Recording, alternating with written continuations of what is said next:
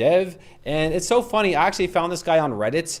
Now what he's done here is he's pre-made all these different websites. Now they're using sort of the same structure, but they are really different.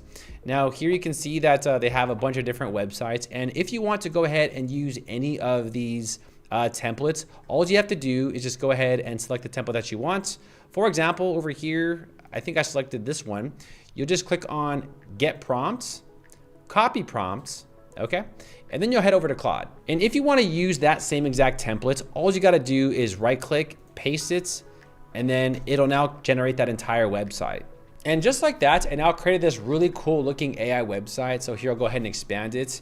And the great part about this is that you can actually modify the colors with Claude. You can adjust it. You can also go ahead and further improve this design.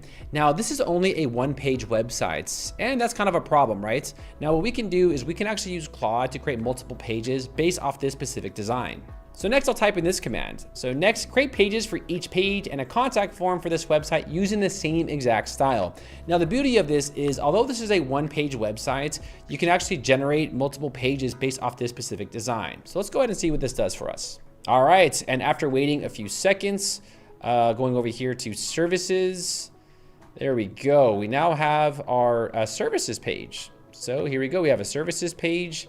And here's the thing, this wasn't built before, but now it's actually utilizing all the same design styles, which looks really cool. And the last thing that I did to make this represent my business is I entered in this same exact prompt over here, except all I did was take this and I said, you know what, we are a business in San Francisco. We are offering web design services. I put the main goal of the website, and then I'll also insert the keywords. And what it did here is that it represented the entire website. So it took all the generic content and replaced it with something that represents my business. Okay, so the next question is, all right, well, how do I take these websites and how can I